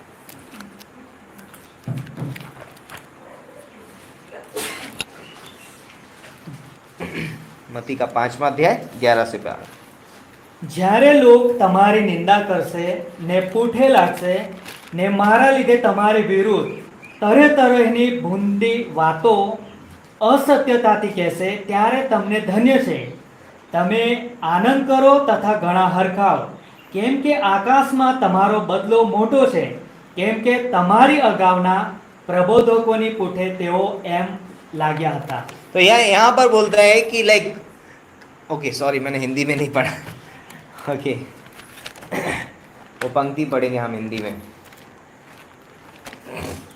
मुझे भी गुजराती समझ आने लग गई है ना, तो अभी मेरे को आदत नहीं हुई। 5वां अध्याय उसका 11 और 12वीं पंक्ति, सॉरी। धन्य हो तुम जब मनुष्य मेरे कारण तुम्हारी निंदा करें और सताएं और झूठ बोल बोल कर तुम्हारे विरोध में सब प्रकार की बुरी बातें कहें। आनंदित और मग्न होना, क्योंकि तुम्हारे लिए स्वर्ग में बड़ा फल है, इसलिए कि उन्होंने उन भविष्यवक्ताओं को जो तुमसे पहले थे इसी रीति से सताया था। तो लाइक परमेश्वर यीशु मसीह चाहते हैं कि हम उसके लिए दुख भी उठाएं, અને પ્રભુ ઈસુ ખ્રિસ્ત એવી ઈચ્છા રાખે છે કે આપણે એમના માટે दुख પણ उठावी। है ना। मतलब हम ये नहीं बोल रहे कि आप दुख को बुलावा दीजिए, आइए आइए मुझे सताइए, मैं એનો यीशु મતલબ मसीह એવો के- નહીં કે તમે દુઃખનો નિમંત્રણ આપો, તેડો આપો કે આવો આવો અને તમે बट મને जब સતાવો। हमारे जीवन में दुख आ जाता है પરંતુ જ્યારે આપણા જીવનમાં કંઈક દુઃખ આવી જાય यीशु मसीह के कारण, પ્રભુ ઈસુ ખ્રિસ્તના લીધે, तो मैं उससे भागता नहीं, તો મારે એનાથી ભાગીને છૂટવાનું નથી, मैं उसको सहता हूँ। પરંતુ મારે એને સહન है ना। કરવાનું। पौलुस वो व्यक्ति था, અને પાઉલ કે છે વ્યક્તિ है હતો, ना, उसके बारे में आप पढ़ लीजिए। અને એના વિશે તો જો તમે વાંચો उसको તો 2-3 बार तो 39 कोड़े અને मारे કહે છે गए, 2-3 वखत તો એને 39 ફટકા મારવામાં આવ્યા। पथराव किया गया उसके એને पास, તો પથ્થર પણ મારવામાં उसका આવ્યો। जहाज टूट गया, એનું જે વહાણ बहुत છે એ પણ कुछ दुख તૂટી ગયું। उठाया उसने। એણે ઘણું બધું દુઃખ है ઉઠાવ્યું। ना। आप पंक्तियां पढ़ सकते हैं उसके અને लिए, એના વિશે તમે કલમ પણ વાંચી શકો है છો। ना। तो मैं और कुछ पंक्तियां देता हूँ। पहला पत्रस का 4:12 से 13, અને પહેલો પેતર 4થો અધ્યાય 12 से 13, 13 કલમ, और मरकुस का 10:29 से 30, માર્ક 10 29 થી 30, दूसरा कुरिन्थियों का 4:17, બીજો કોરિન્થી 4થો અધ્યાય 17મી કલમ, रोमियो का 8:18। રોમન 8:18। ये कुछ पंक्तियां हैं जो आपको मदद करेंगी इसको अंडरस्टैंड આ करने के लिए। કલમો તમને એ બાબતોને સમજવામાં तो મદદ कई बार કરશે। हमें दुख उठाना बहुत जरूरी है કેટલીક परमेश्वर। વખત આપણે દેવના માટે દુઃખ ઉઠાવવું એ જરૂરનું છે। अगला पॉइंट, આગળની બાબત, हम अपने समय का कैसे इस्तेमाल करते हैं, આપણે આપણા સમયનો કેવી રીતના ઉપયોગ કરીએ છીએ, ये बहुत इंपॉर्टेंट આ चीज બહુ है। મહત્વની બાબત છે। हम अपने समय का कैसे તો इस्तेमाल करते આપણે આપણા સમયનો કેવી हैं। રીતના ઉપયોગ परमेश्वर ने કરીએ हम सबको 24 घंटे છીએ? दिए हैं। દેવે આપણા બધાને 24 કલાક આપેલા છે। क्या मैं उसमें बहुत व्यस्त हूँ? શું હું એની અંદર વધારે बिजी થઈ ગયો क्या છું? मैं परमेश्वर के लिए कुछ समय निकाल रहा हूँ कि नहीं निकाल रहा શું हूँ? એમાં હું દેવના માટે કંઈક સમય કાઢું છું या કે નહીં કાઢતો? मैं या जो समय मुझे दिया गया है उसमें मैं सिर्फ अपने बारे में सोचता हूँ, અને જે સમય દેવે મને આપ્યો છે શું એની અંદર હું મારા પોતાના વિશે જ વિચાર કરું मैं છું? सिर्फ उसको अपने लिए इस्तेमाल करता એના हूँ, શું મારા ફક્ત પોતાના માટે જ ઉપયોગ और કરું या છું? फिर કે પછી मैं उस समय को बर्बाद करता हूँ। તો એ સમયને હું શું બરબાદ પણ કરી રહ્યો दूसरी છું? चीज मैं कर सकता हूँ, बर्बाद कर सकता हूँ, फालतू चीजों में देखना, फालतू चीजें करना, બીજી બાબત કે એને હું બરબાદ પણ કરી શકું છું ને, ફાલતુ વસ્તુઓ જોવા દ્વારા પણ है ना। लाइक समय को बर्बाद कर અને देना। સમયને બરબાદ કરી નાખું। ओके तो और अब लाइक पहली पंक्ति पढ़ेंगे इफिसियों का 5:16। एफएससी 5वां अध्याय 16મી कलम। मैं पहले पढ़ूंगा। एफएससी 5:16। ओके इससे पहले कि कन्नू भाई पढ़े मैं पढ़ देता हूँ। ओके और अवसर को बहुमूल्य समझो क्योंकि दिन बुरे हैं। સમયનો સદુપયોગ કરો કેમ કે દાહડા ભૂંડા છે। दिन बुरे हैं। દિવસો ભૂંડા છે। like, आज हम सोच रहे हैं समय है हमारे पास, बहुत समय है, नहीं। અને આપણે કહે છે કે અરે આજે તો સમય અમારી જોડે છે ને ઘણો બધો સમય છે, समय પરંતુ को ના, समय का अच्छे से इस्तेमाल करना સમયનો સારી રીતનો ઉપયોગ કરે क्योंकि दिन बुरे हैं। કેમ કે જે દિવસો છે બહુ ખરાબ છે। ओके कुलुसियों का 4:5, કોલોસી 4:5, पहला पत्रस का 1:17, પહેલો પિતર 1:17, भजन संहिता 90:12, ગીત શાસ્ત્ર 90:12। है ना। तो तो ये कुछ पंक्तियां हैं, आप बाद में पढ़ सकते हैं। અને કેટલીક કલમો છે તમે ફરીથી એના વાંચી જોજો. कुलूसियों का 4-5 पढ़ेंगे हम। કોલોસી 4:5 વાંચીએ. ओके, कुलूसियों का 4था अध्याय और उसकी 5वीं पंक्ति। यहाँ पर इस प्रकार से लिखा है, अवसर को बहुमूल्य समझकर बाहर वालों के साथ बुद्धिमानी से बर्ताव करो। જેઓ બહાર છે તેઓની સાથે ડાપણથી વર્તો, સમયનો સદુપયોગ કરો. बाहर वालों के साथ बुद्धिमानी के साथ અને જે બહારના વાળા લોકો છે એ લોકોની જોડે બહુ બુદ્ધિમાનીથી વાત કરો, बर्ताव करो, એમની સાથે વ્યવહાર કરો, समय का सदुपयोग करो। સમયનો સદુપયોગ जो भी કરો. परमेश्वर ने हमें समय दिया है દેવે આપણને જે સમય આપેલો છે, ना, समय 2 तरीके से देखा जाता है, हमने क्लास में पढ़ा था। અને સમય વિશે જો જોવા જઈએ તો બે રીતની છે બાબતો. नंबर 1, પહેલી બાબત, जो हम समय घड़ी में देखते हैं, घंटे, दिन, महीने, साल होते हैं, અને જે સમય આપણે ઘડિયાળમાં જોઈએ છે, દિવસો, સમય, દિવસો, વર્ષોને લઈને, उनके लिए वो क्रोनोस शब्द का इस्तेमाल किया है ना। क्रोनोस। दो यूनानी शब्दों का इस्तेमाल किया गया है, यूनानी क्रोनोस भाषाમાં બે और શબ્દો क्रोनोस, और आए देंगे बाद में बताता हूँ मैं आपको, मेरे को भी याद नहीं आ रहा है। तो 2 शब्दों का इस्तेमाल किया गया है। एक जो है वो अवसर के लिए कहा गया है, અને એક છે એના અવસરના માટે કહેવામાં આવેલો છે, और दूसरा जो शब्द इस्तेमाल किया गया है वो समय, घड़ी, समय, कैलेंडर, दिन, महीने, साल जो होते हैं उसके बारे में। અને જે બીજી બાબત છે ઘડિયાળ માટે, વર્ષો માટે, સમય માટે, કેલેન્ડર માટે, એના માટે ઉપયોગ થયેલો છે. और दूसरा जो है वो ये है कि अवसर, અને બીજો જે અવસર, अवसर होता है आपके पास में, તમારી પાસે અવસર હોય છે, मौसम होता है ना, એક ઋતુ હોય है છે, ना, एक जैसे कि फसल बोने का एक समय होता અને है જેમ કે એક ફસલ વાવવાની એક ઋતુ હોય છે. ना। वहां पर ये समय की बात नहीं कर रहा है कि 6 बजे या 5 बजे, ત્યાં એ રીતની સમય નહીં થઈ રહ્યો કે 6 વાગ્યાનો, 5 वाग्याનો, लेकिन फसल बोने का अलग, बीज बोने का एक समय होता है, પરંતુ કે છે કે ફસલ વાવવાનો પણ એક સમય હોય છે, और फसल काटने का भी एक समय અને કે होता છે है। એ ફસલને કાપણી કરવાનો પણ सर्दी એક का સમય एक હોય છે. समय होता है, गर्मी का एक मौसम होता है। શિયાળાનો એક સમય અલગ હોય છે અને ગરમીનો પણ સમય એક उस અલગ समय હોય की છે. बात कर रहे हैं। એ સમયની અહીંયા વાત तो ચાલી રહી हमारे છે. पास समय बहुत कम તો है, આપણી પાસે સમય બહુ हम થોડો उनके છે. समय में इस समय का हमें अच्छे से इस्तेमाल करना આપણે चाहिए, છેલ્લા સમયની અંદર છે એને આપણે બહુ સારી રીતનો और ઉપયોગ दिन કરીએ. में भी हमें अपने समय का इस्तेमाल અને अच्छे से करना આપણે चाहिए। દિવસમાં પણ એના આપણા સમયનો સારી રીતનો ઉપયોગ કરીએ. अगला पॉइंट, અને આગળની બાબત, हम उस विशेष दौड़ को कैसे दौड़ते हैं जिसे परमेश्वर ने हमारे लिए चुना है। તો આપણે એ મહત્વની દોડને કેવી રીતના દોડીએ છે જે દેવે આપણા માટે પસંદ કરેલી तो છે. परमेश्वर ने हमें एक विशेष कार्य के लिए चुना તો है, દેવે આપણને એક ખાસ કાર્યના માટે एक પસંદ दौड़ કરેલા में છે. रखा है हमको। અને દેવે આપણને એક દોડમાં મૂકેલા तो છે. हम उस दौड़ को कैसे તો दौड़ते हैं, પછી આપણે એ દોડને કેવી રીતના है ना। દોડીએ છીએ? परमेश्वर ने शायद आपको कोई मिशनरी का काम दिया होगा या कुछ भी कार्य के लिए તો रखा है, દેવે કદાચ તમને એક મિશનરીનું કામ સોંપ્યું હોય કાં તો બીજું કંઈક કામ है સોંપેલું ना। હોય. चाहे आप एक पास्टर हो या एक टीम हो, परमेश्वर ने एक स्थान पे रखा है आपको, કદાચ તમે પાસ્ટર હોય, કદાચ તમે ટીમમાં હો, है ना। हो सकता है आप मिशनरी हो, કદાચ તમે મિશનરી પણ હો. तो आप उसको कैसे उस दौड़ को તો दौड़ते हैं। તમે એ દોડને કેવી રીતના દોડી રહ્યા पहला છો? कुरिन्थियों का 9:24 પહેલો કોરિન્થી 9:24 पढ़िए। વાંચીએ આપણે ત્યાં. Yes. પહેલો કોરિન્થી आप में 9:24 से भी कोई पढ़ सकते हैं। તમારામાંથી પણ કોઈ વાંચી શકો છો? मैं किसी पे फाइन नहीं लगाऊंगा। 9:24 क्या तुम नहीं जानते कि दौड़ में तो दौड़ते सभी हैं परंतु इनाम एक ही ले जाता है। तुम वैसे ही दौड़ो कि जीतो। तो परमेश्वर चाहता है कि हम जिस दौड़ में उसने हमको रखा है उस दौड़ में हम जीते। અને દેવ એવી ઈચ્છા રાખે છે કે દેવે આપણને જે દોડમાં મૂકેલા છે એ દોડને આપણે જીતી લઈએ. कुछ लोग ऐसे दौड़ते हैं, અને કેટલાક લોકો એકદમ આ રીતના એકદમ कुछ लोग फर्वेंटली दौड़ते हैं, लाइक मैं जीतना કેટલા चाहता हूँ। લોકો કે એકદમ है ना? તંદુરસ્તી દોડે છે કે હું જીતવા માંગુ છું. कुछ लाइक अलग अलग प्रकार से दौड़ सकते हैं आप रेस में। અલગ અલગ રીતે લોકો દોડી શકે पर છે. परमेश्वर चाहता है कि ऐसे दौड़ो कि तुम जीतो, પરંતુ દેવ એવી ઈચ્છા રાખે છે કે તમે એ રીતના દોડો કે તમે જીતી જાઓ. क्योंकि दौड़ में दौड़ते तो सभी हैं लेकिन इनाम एक ले जाता है। કેમ કે દોડની અંદર તો ઘણા બધા દોડે છે પરંતુ ઇનામ એક જ લઈ જાય છે. एक दिन हमें इनाम मिलने અને वाला એક દિવસ આપણને ઇનામ પણ है। મળશે. ओके, और भी बहुत सारी पंक्तियां आप लिख सकते हैं। फिलिपियों का 3:13 से 14, ફિલિપી 3 અધ્યાય 13 થી 14મી કલમ, इब्रानियों का 12:1, હિબ્રુ 12મો અધ્યાય પહેલી કલમ, फिलिपियों का 2:16। ફિલિપી 2 અધ્યાય 16મી કલમ. ये पंक्तियां आप लिख सकते हैं, घर पे जाके जरूर અને अध्ययन આ करें। કલમો તમે લખી લેજો ને ઘેર જઈને જરૂર એના વિશે અભ્યાસ કરજો. ओके, अगला पॉइंट, આગળની બાબત, हम कितने प्रभावी ढंग से पुराने स्वभाव को नियंत्रित करते हैं। અને આપણે કેવી રીતના આપણા જૂના પાપી સ્વભાવને નિયંત્રણ કરીએ છીએ? नहीं, हम सबके अंदर पापी स्वभाव है। આપણે બધાની પાસે પાપી જૂનો સ્વભાવ છે और जब वो आप अंदर से उछाल मारता है, અને उफान જ્યારે मारता है, અંદરથી એકદમ કૂચકો મારવા લાગે છે, કૂદવા લાગે છે, तो आप उसको कैसे તો नियंत्रित करते પછી हैं? તમે એને કેવી રીતના નિયંત્રણ કરો છો? क्योंकि बाइबल बताती है आप इसके लिए भी एक दिन इनाम पाएंगे। કેમ કે બાઇબલ કહે છે કે તમે એક દિવસ એના માટે પણ ઇનામ पहला મેળવશો. कुरिन्थियों का 9:25 से हाँ, 27 पढ़िए। પહેલો કોરિન્થી 9 25 से 27 वही वहीं पर ही रही है।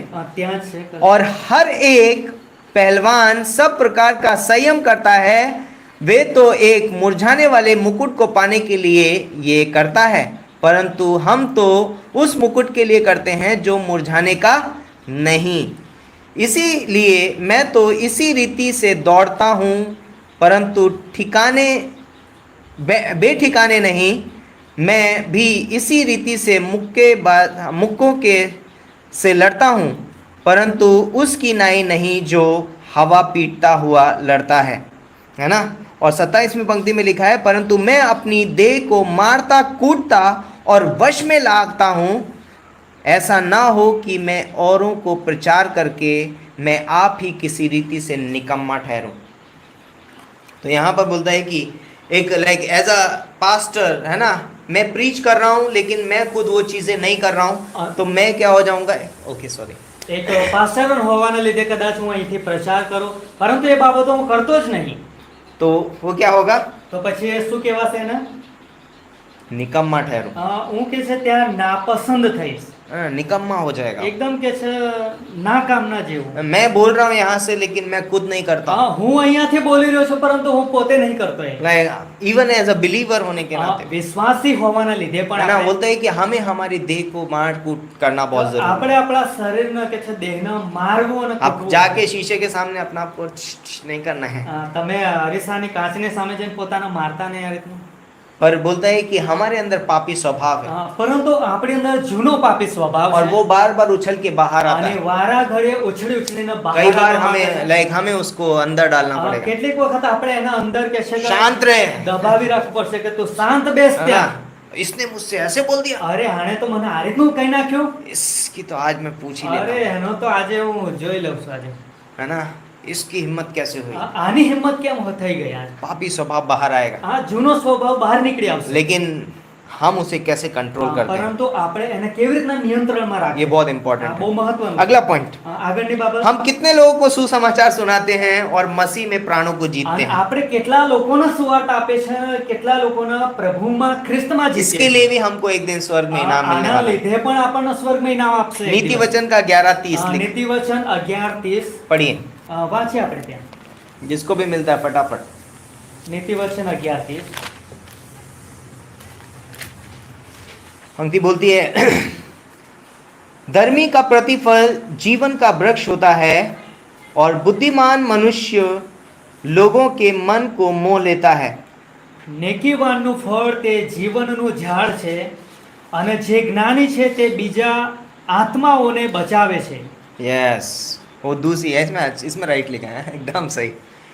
जो ज्ञानी होता है वो दूसरों की आत्मा को बचा लेता है, અને જે જ્ઞાની છે એ બીજાના આત્માને બચાવે છે. है ना, प्राणों को जीत लेता એ है। પ્રાણોને જીવોને જીતે છે. बहुत इंपॉर्टेंट અને આ બહુ મહત્વનું છે. ये वो व्यक्ति ज्ञानी है, वो व्यक्ति बुद्धिमान है અને આ એ વ્યક્તિ જ્ઞાની, એ બુદ્ધિમાન વ્યક્તિ છે जो प्राणों को जीतता है જે પ્રાણોને है બચાવે ना। છે. और जो प्राणों को जीता है वो सबसे बुद्धिमान व्यक्ति અને है। જે પ્રાણોને બચાવે છે સૌથી બુદ્ધિમાન तो ये વ્યક્તિ છે. परमेश्वर एक दिन हमें इनाम देगा અને उसके लिए। દેવ એક દિવસ આપણને એના માટે પણ मैं अभी ઇનામ इनामों આપશે. के बारे में बात नहीं कर रहा हूँ ઇનામો વિશે વાત નહીં કરી कि રહ્યા. क्या मिलेगा आपको, ત્યાં શું મળશે ત્યાં? लेकिन मैं बता रहा हूँ कि ऐसा काम करने वालों को इनाम मिलेगा, એ बाबत बताવી રહ્યા છે કે आवा काम करશે એને ઇનામો મળશે. है ना।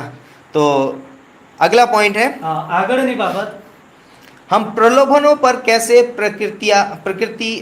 प्रतिक्रिया करते हैं। આપણે પ્રલોભનોની સામે કેવી રીતના એની સામે પ્રતિક્રિયા કરીએ છીએ.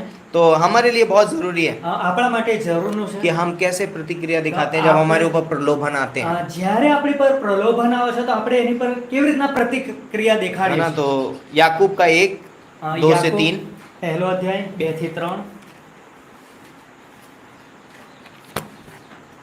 बहुत पंक्तियां पढ़ा दी आज मैंने। આજે બહુ કલમો વાંચી આપણે.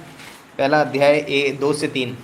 પહેલો અધ્યાય 2 થી 3। हे मेरे भाइयों, जब तुम नाना प्रकार की परीक्षाओं में पढ़ो तो इसको पूरे आनंद की बात समझो, यह जानकर कि तुम्हारे विश्वास के परखे जाने से धीरज उत्पन्न होता है। મારા ભાઈઓ, જ્યારે તમે તરે તરેના પરીક્ષણોમાં થાય છે ત્યારે તેમાં પૂરો આનંદ માનો, કેમ કે તમે જાણો છો કે તમારા વિશ્વાસની પરીક્ષામાં પાર ઉતર્યાથી। ओके, तो जब हम परीक्षाओं में पढ़ते हैं तो हमारा कई बार प्रतिक्रिया इस तरीके से हो सकती અને है, જ્યારે આપણે પરીક્ષામાં પડી જઈએ છે તો આપણી પ્રતિક્રિયા આ પ્રમાણેની હશે, ओ ये मेरे साथ क्यों हुआ, અરે આ મારી જોડે જ આવું કેમ બની ગયું, मैं ही क्यों અને મારે હું જ કેમ। अंदर से बड़ी सारी कर्राहटें निकल जाती हैं। અંદરથી કહે છે બહુ એવા નિસાસા બહાર નીકળવા લાગશે। परमेश्वर याकूब बोलता है पूरे आनंद की बात समझो। અને યાકૂબ કહે છે કે બહુ हम में से મોટા कितने लोग हैं जो આનંદ आनंदित होंगे परीक्षा में पढ़ने के અને बाद? આપણામાંથી કેટલા એવા છે કે પરીક્ષામાં આનંદ ઉઠાવે? ओ प्रभु धन्यवाद અને इसको કહે છે देने કે, के ઓ लिए, પ્રભુ ધન્યવાદ આ પરીક્ષા આપવા માટે। अब मैं और मजबूत बनूंगा। હવે હું એમાં મજબૂત બની। किसी को कहते हुए देखा है શું ऐसे? તમે કોઈને આ રીતનું કહેતા સાંભળ્યા છે? मुझे नहीं लगता, અમને ખબર નહીં, पर बाइबल बोलती है अगर आप ऐसा करेंगे પરંતુ બાઇબલ કહે છે કે જો તમે આ રીતનું કરશો तुम एक दिन इनाम पाने वाले हो। તો તમે એક દિવસ ઇનામ મેળવશો। प्रकाशित वाक्य का 2:20-2:10 में भी लिखा हुआ है, आप बाद में पढ़ सकते हैं उसको। પ્રકટીકરણ 2:10 માં પણ આ બાબત લખેલી છે, ફરીથી ओके, તમે વાંચશો એને। अगला पॉइंट है આગળની બાબત, रैप्चर का सिद्धांत हमारे लिए कितना मायने रखता है। ઉઠાવી લેવું એનો સિદ્ધાંત આપણા માટે કેટલો મહત્વનો છે। है ना, कि यीशु मसीह के आने की क्या हम बाट जोते हैं? શું આપણે પ્રભુ ઈસુ ખ્રિસ્તના આવવાની રાહ જોઈ રહ્યા दूसरा છીએ? तिमोथी का 4:8 બીજો તિમોથી 4:8। पढ़िए। બીજો તિમોથી 4:8।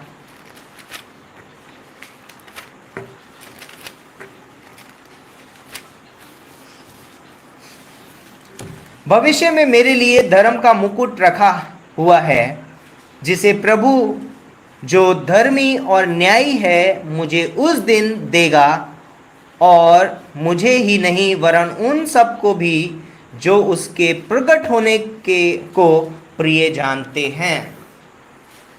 હવે મારે સારું ન્યાયપણાનો મુકટ રાખી મૂકેલો છે, તે દાડે પ્રભુ જે અદલ ઇન્સાફ કરનાર ન્યાયાધીશ છે તે મને આપશે, અને કેવળ મને જ નહીં પણ જે સર્વ તેના પર પ્રગટ થવાની ઈચ્છા રાખે છે તેઓને પણ આપશે। ओके, तो परमेश्वर एक दिन बोलता है कि उन लोगों को इनाम देने वाला है जो लोग उसके आने की बाट जोते हैं। અને દેવ કહે છે કે એ લોકોને ઇનામ આપશે જે લોકો એની આવવાની રાહ જોઈ રહ્યા છે। अगला पॉइंट है, અને આગળની બાબત, हम परमेश्वर के वचन और परमेश्वर के झुंड के प्रति वफादार हैं या नहीं। આપણે દેવના વચન પ્રત્યે અને એના લોકોના ટોળા પ્રત્યે શું આપણે કલીસિયા, વફાદાર yes. છે કે નથી? ये बहुत इंपॉर्टेंट અને है। આ મંડળી માટે છે, આ બહુ મહત્વની पहला બાબત છે। पत्रस 5:2-4 પહેલો પેતર 5:2-4। ये पंक्ति हम पढ़ेंगे और उसके बाद हम संदेश को यहाँ पर बंद करेंगे, और अगले रविवार को शायद हम इसका दूसरा भाग करेंगे और उसमें हम आगे की बातें करेंगे। सस्पेंस। तो पहला पत्रस 5:2-4 પહેલો પેતર 5:2-4। मैं पढ़ता हूँ। 5:2-4 कि परमेश्वर के उस झुंड की जो तुम्हारे बीच में है रखवाली करो, और ये दबाव से नहीं परंतु परमेश्वर की इच्छा के अनुसार आनंद से, और नीच कमाई के लिए नहीं पर मन लगाकर। क्या बोल रहे हैं यहाँ पर? यस, દેવનું જે ટોળું તમારામાં છે તેનું પ્રતિપાલન કરો, અધ્યક્ષનું કામ ફરજ પડ્યાથી નહીં પણ ખુશીથી કરો, નીચ લોભને સારું નહીં પરંતુ હોંશથી કરો। और कि परमेश्वर और तीसरी पंक्ति बोलती है, और जो लोग तुम्हें सौंपे गए हैं उन पर अधिकार न जताओ पर झुंड के लिए आदर्श बनो। વળી તમને સોંપેલા ટોળા પર ધણી તરીકે નહીં પણ તમે તે ટોળાના આદર્શરૂપ થાવ। और जब प्रधान रखवाला प्रकट होगा तो तुम्हें महिमा का मुकुट दिया जाएगा जो मुरझाने का नहीं। અને જ્યારે મુખ્ય ઘેટા પાળક પ્રગટ થશે ત્યારે મહિમાનો કદી પણ કરમાઈ ન જનાર મુકુટ તમને મળશે. तो एक विश्वासी जब प्रभु यीशु मसीह पर विश्वास कर लेता है, प्रभु उससे चाहता है कि वो इस तरीके का जीवन जिए. અને એક વ્યક્તિ જ્યારે પ્રભુ ઈસુ ખ્રિસ્ત પર વિશ્વાસ કરે છે ત્યારે પ્રભુ ઈચ્છા રાખે છે કે એક વ્યક્તિ આ રીતનું પોતાનું જીવન જીવે और परमेश्वर उसे एक दिन इनाम दे. અને દેવ એને એક દિવસ ઇનામ પણ આપે. परमेश्वर की ये बहुत इच्छा है અને આ પ્રભુની બહુ ઈચ્છા છે कि वो हमें इनाम देना चाहता એ है. આપણને ઇનામ આપવા માંગે तो છે. और भी बहुत सारी पंक्तियां हैं. અને એના વિશે બીજી दूसरा ઘણી વાતો तिमोथी છે. का 4:1-2 में, બીજી તિમોથી 4:1-2 માં और प्रेरितों का 20:26-28. અને પ્રેરિતો 20:26 અને 28 आना संदेश अभी हजू पण बाकी छे, पर अगले रविवार को हम इसको पूरा करेंगे. तो यस, सही है, समझ गए आप लोग. तो आइए हम प्रार्थना करते हैं. परमेश्वर पिता, हम धन्यवाद देते हैं इस खूबसूरत समय के लिए, इस दिन के लिए. और होने दे पिता परमेश्वर कि जो भी आपने हमें इस धरती पे रखा है, ताकि हम एक दिन आपसे इनाम पा सकें और हमारे कार्य वहाँ पर जल ना जाए पिता परमेश्वर, परंतु वो बहुमूल्य पत्थर और सोना चांदी रहें पिता परमेश्वर. आपकी ये इच्छा है. धन्यवाद करते हैं, आपके नाम को ऊंचा उठाते हैं, आपकी महिमा, आपकी स्तुति करते हैं परमेश्वर. सारा आदर मान महिमा आपको देते हैं, प्रभु यीशु मसीह के नाम से मांगते हैं. आमीन. આમીન. आमीन.